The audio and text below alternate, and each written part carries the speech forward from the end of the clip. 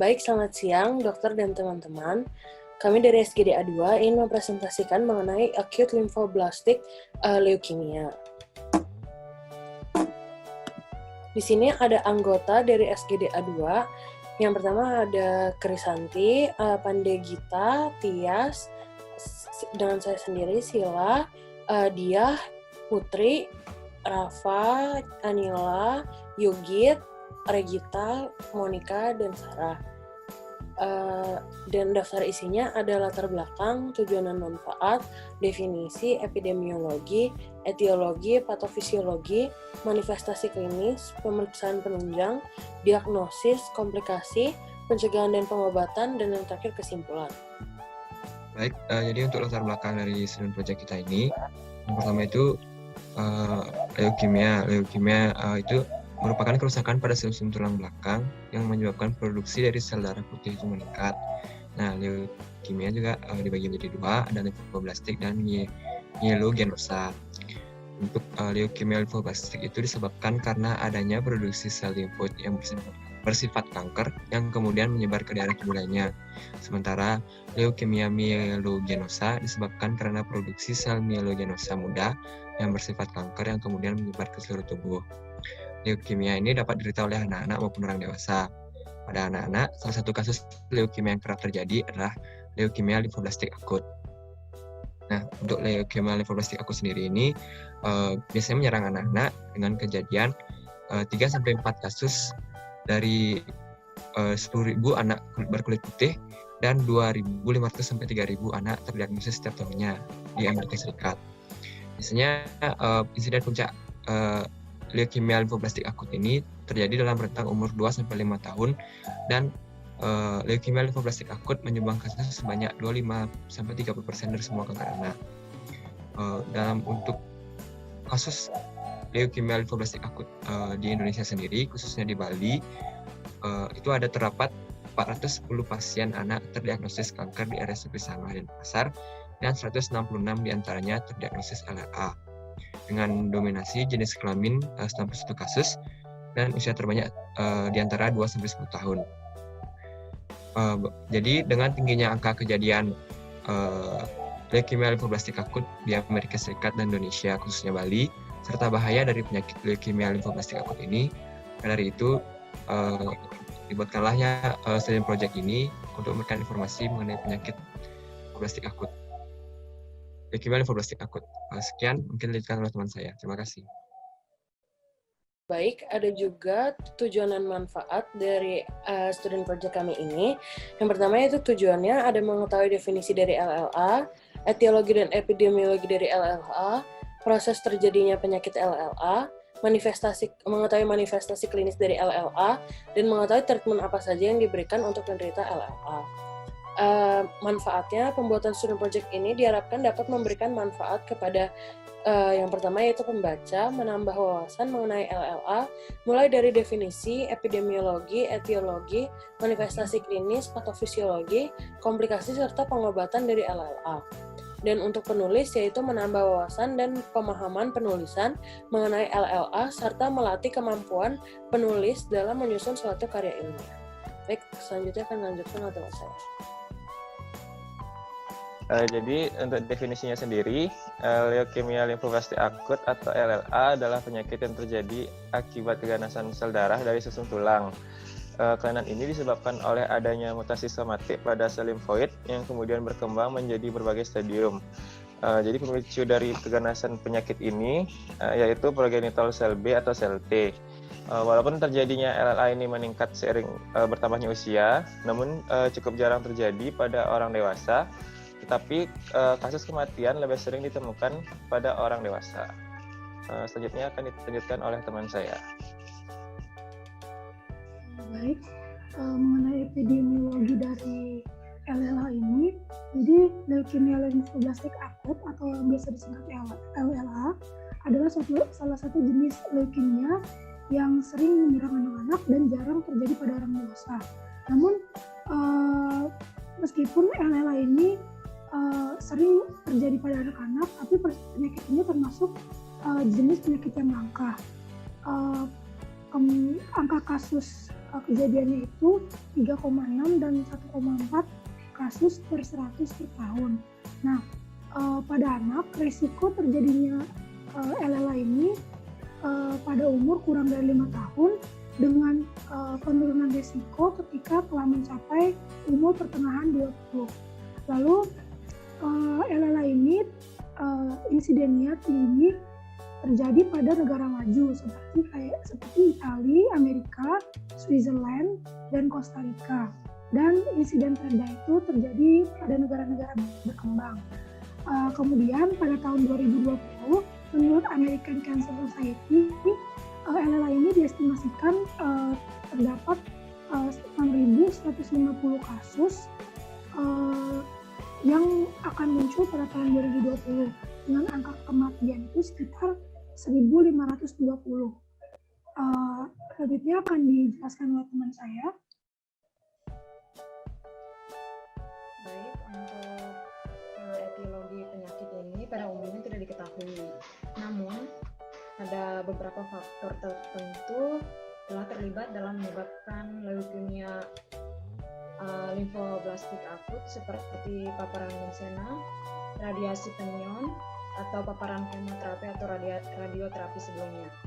Nah, ada sebuah studi genom yang telah mencatat bahwa varian somatik polimorfik dari ARD5B, IKZF1 yang mana ini merupakan gen yang nantinya mengkode Ikaros, dan CDKN2A yang dikaitkan dengan peningkatan resiko leukemia limfoblastik akut dengan rasio 1,3 hingga 1,9. Terus adapun diketahui adanya mutasi germ langka lainnya di PAX5, ETV6 dan terutama P53 juga dapat menjadi predisposisi kuat untuk perkembangan leukemia. Penyakit ini tidak dianggap sebagai penyakit keluarga dan tidak ada program screening yang dikembangkan untuk mengujinya di masa kanak-kanak. Selanjutnya akan dijelaskan oleh teman saya. Jadi patofisiologi dari LLA ini hampir mirip dengan akut myeloid leukemia atau AML, di mana LLA ini disebabkan oleh serangkaian kelainan genetik yang didapatkan dan diduga terjadi akibat adanya kerusakan DNA, sehingga menyebabkan sel-sel limfoid mengalami kerusakan dan pertumbuhan yang tidak terkendali, dan dapat menyebar ke seluruh tubuh. LLA ini akan meningkat dari sel batang limfoid tunggal dengan kematangan lemah dan pengumpulan sel-sel penyebab kerusakan di dalam susun tulang. Transformasi yang ganas terjadi karena adanya peningkatan sel induk berpotensi majemuk, walau terkadang melibatkan sel induk yang berkomitmen dengan kapasitas yang lebih terbatas untuk memperbarui diri. Selain itu, proliferasi yang abnormal, ekspansi klonal, diferensiasi yang menyimpang, serta apoptosis yang berkurang, dan menyebabkan adanya pergantian elemen pada darah normal diganti dengan sel-sel yang ganas. Baik, selanjutnya akan dijelaskan oleh teman saya. Selanjutnya adalah manifestasi klinis dari LLA. Nah, manifestasi klinis dari LLA ini seringkali terjadi secara tiba-tiba dengan sign and symptom yang cukup general, misalnya seperti mudah lelah, lesu, kehilangan berat badan, demam, dan mengalami pendarahan secara spontan. Nah, manifestasi klinis yang sering muncul itu adalah demam sekitar 70% dan hepatomegali sekitar 60%. Kemudian pasien juga biasanya mengalami bone marrow defect, di mana bone marrow defect ini akan menyebabkan terjadinya produksi yang inadekuat dari eritrosit, platelet, dan granulosit, sehingga menyebabkan pasien mengalami anemia. Kemudian pasien juga biasanya mengalami metabolisme seluler yang abnormal, memiliki infiltrasi sel kanker pada berbagai organ, serta mengalami epistaxis gingival atau gastrointestinal bleeding akibat dari trombositopenia yang juga dapat menyebabkan anemia pada pasien dengan LLA ini. Kemudian, karena granulosit yang rendah, pasien dengan LLA ini akan rentan terhadap penyakit infeksi. Pasien juga biasanya akan mengalami edema pupil dan meningkatnya tekanan intrakranial disertai dengan mual dan muntah di pagi hari, cerebral palsy, dan adanya sakit kepala yang cukup signifikan apabila penyakit LLA ini sudah menyerang central nervous system. Selanjutnya akan dilanjutkan oleh teman saya. Baik, selanjutnya saya akan menjelaskan tentang pemeriksaan penunjang. Nah, pemeriksaan penunjang bagi penyakit LLA ini merupakan prosedur penting dalam penegakan diagnosis leukemia akut. Nah, selain itu juga pemeriksaan immunotyping itu yang menjadi salah satu pemeriksaan penunjang LLA. Nah, pemeriksaan immunophenotyping itu merupakan yang disyaratkan oleh WHO, di mana pemeriksaan tersebut berupa pemeriksaan menggunakan teknik petanda imunologi pada permukaan sel yang dikenal sebagai kelompok antigen diferensiasi yang menggunakan antibodi monoklonal. Mungkin selanjutnya dilanjutkan oleh teman saya. Baik, selanjutnya saya akan menjelaskan mengenai diagnosis LLA. Jadi gejala klinis dari pasien LLA sendiri itu adalah adanya penurunan berat badan, kelelahan, infeksi, perdarahan, berkeringat pada malam hari, serta temuan laboratorium abnormal yang mengindikasikan anemia atau trombositopenia karena sumsum tulang yang didominasi oleh limfoblas. Jadi berdasarkan lokasi berkembangnya sel leukemia, pasien juga mungkin mengalami pembengkakan pada perut, nyeri sendi, sakit kepala, gangguan keseimbangan, mual muntah, kejang, penglihatan kabur, serta masalah pada pernapasan apabila keganasan terjadi pada saluran pernapasan. Selanjutnya, pada sampel darah yang diambil dari sumsum tulang belakang ditemukan adanya 20% atau lebih sel limfoblas pada sumsum tulang atau darah tepi, serta terdapat lebih dari 5% sel blast pada sumsum tulang pada pemeriksaan mikroskopis. Diagnosis aliran sitrometri LLA didasarkan pada sel-sel positif untuk CD10, CD19, CD20, CD22, CD24, dan CD79A. Sekian dari diagnosis, selanjutnya akan dilanjutkan oleh teman saya. Baik, selanjutnya ada komplikasi, di mana komplikasi akut yang mungkin terjadi akan melibatkan semua sistem organ, termasuk seperti sindrom lisis tumor, gagal ginjal, sepsis, perdarahan atau bleeding, trombosis, tifilitis, sakit saraf, enselopati, dan kejang. Kemudian komplikasi yang terkait dengan LLA yang tidak diobati itu ada termasuk dengan infeksi, perdarahan, sindrom lisis tumor, dan kegagalan organ, terutama jika terdapat infiltrasi leukemia pada organ. Pembedahan dan radiasi akan menunda pemberian kemoterapi sistemik karena kemoterapi ini dapat berdampak pada penyembuhan luka setelah pembedahan, dan kemoterapi dan radiasi secara bersamaan dapat meningkatkan myelosuppression. Selain itu juga tindak lanjut seumur hidup ini diperlukan karena pasien dapat mengalami efek terlambat dari pengobatan untuk kondisi seperti berikut, seperti keganasan sekunder, perawakan pendek jika terkena radiasi. Selanjutnya akan dilanjutkan oleh teman saya. Selanjutnya adalah pencegahan dan pengobatan. Untuk pencegahannya ini tidak ada cara yang diketahui untuk mencegah sebagian besar kasusnya saat ini. Karena kebanyakan penderita tidak memiliki faktor resiko yang diketahui, sehingga tidak ada cara untuk mencegah leukemia ini berkembang. Untuk pengobatannya sendiri, pertama ada kemoterapi yang merupakan pengobatan utama untuk LLA pada orang dewasa dan biasanya adalah kemoterapi yang jangka panjang. Untuk kemoterapi ini sendiri dibagi menjadi 3 fase, yaitu fase pertama itu ada induksi yang singkat, intensif, dan biasanya berlangsung sekitar 1 bulan. Untuk fase keduanya ini ada konsolidasi yang juga intensif dan biasanya berlangsung selama beberapa bulan.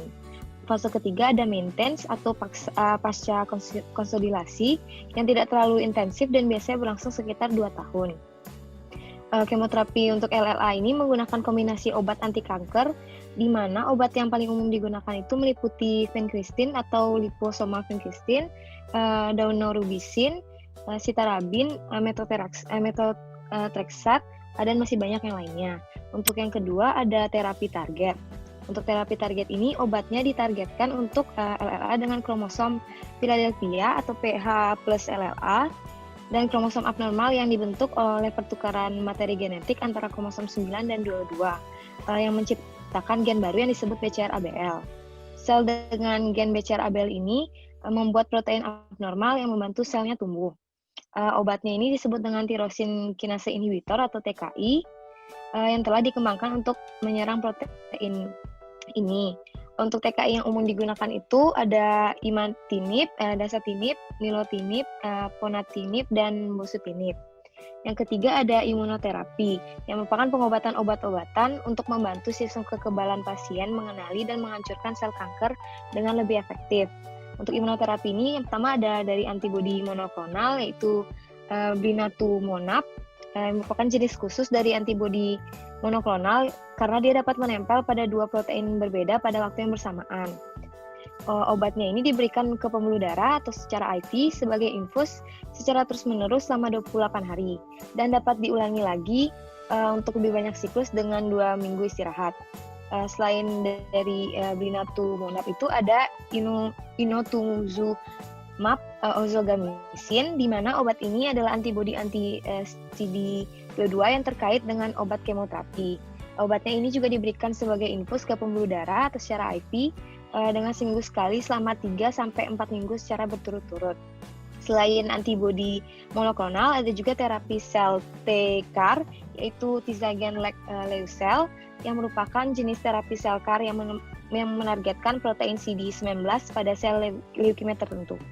Selanjutnya akan dilanjutkan oleh teman saya.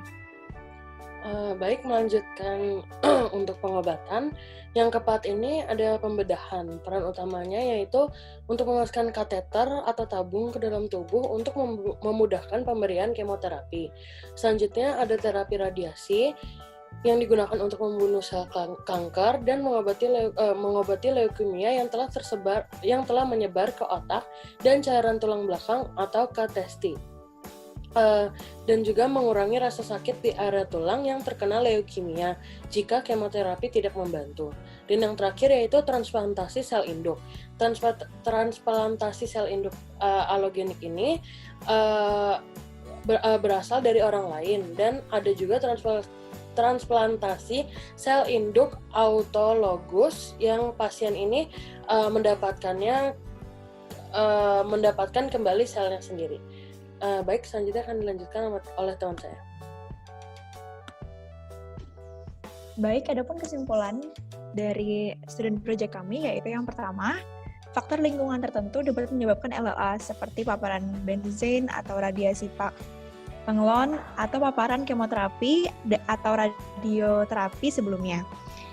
Yang kedua adalah LLA disebabkan oleh serangkaian kelainan genetik yang didapatkan dan diduga terjadi akibat adanya kerusakan DNA. Pasien biasanya mudah lelah, lesu, kehilangan berat badan, demam, dan mengalami pendarahan spontan di fase awal. Pemeriksaan penunjang yang dapat dilakukan adalah pemeriksaan sumsum tulang. Diagnostik awal dari LLA ini ditentukan berdasarkan gejala klinis seperti penurunan berat badan, kelelahan, infeksi, pendarahan, berkeringat pada malam hari, serta temuan lab yang abnormal yang dapat mengindikasikan anemia atau trombositopenia karena sumsum tulang yang didominasi oleh limfoblast. Komplikasi akut mungkin juga akan melibatkan semua sistem organ termasuk seperti sindrom lisis tumor, gagal ginjal, sepsis, pendarahan, trombosis, sakit saraf, dan lain sebagainya. Pencegahan LLA ini tidak ada cara yang diketahui untuk mencegah sebagian besar kasusnya pada saat ini. Pengobatan ini mungkin lebih atau kurang intens tergantung kepada subtipe LLA dan faktor prognosis lainnya. Baik, itulah tadi dokter dan teman-teman sekalian student project yang sudah kami buat dan juga sudah kami presentasikan. Mohon maaf apabila terdapat kesalahan. Sekian dari kami dan selamat siang.